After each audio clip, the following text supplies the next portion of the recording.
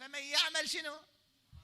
الله، ما مثقال ذرة يا أخي. تدري شو مثقال ذرة؟ أنت لا تروح بس مثقال ذرة مو زينة، روح مثقال ذرة زينة يا أخي. أنت تدري مثقال ذرة زينة يعني شنو؟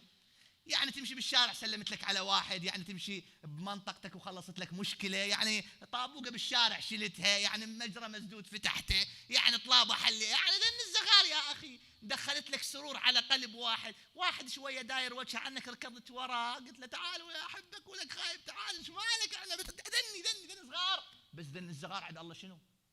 كبار يا أخي، لأن الله كبير يا أخي، الله أكبر، الله كبير. حتى ذن الزغار عند الله ما يضيع عنه. فمن يعش قد آية هاي يا أخي، هاي تسلم على القلب الآية، هاي كلها جمال. فمن يعمل مثقال ذرة شنو يا أخي خيرا صغير، خير صغير. تقعد الصبح بدل ما أنت قوموا قاعد أسوي ريوق، مش تروح أنت تجيب لهم ريوق وتسوي لهم شاي، هذا من الصغار يا أخي، ذن أشياء بسيطة. فمن يعمل ذني دقق بذن التفاصيل، الله يفتح عليك فيوضات عجيبة غريبة. واحد ضايج روح سليق له يا أخي، على شنو أنت ضايج؟ أنا أخوك بخدمتك، محتاج هاك فلوس، إيش محتاج؟ أبيع صايتي وأعطيك. أنت صدقت تبيع صايتك يا أخي؟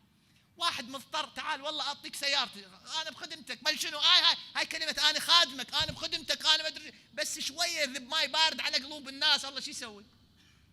الله يغرقك بالعطايا يا أخي.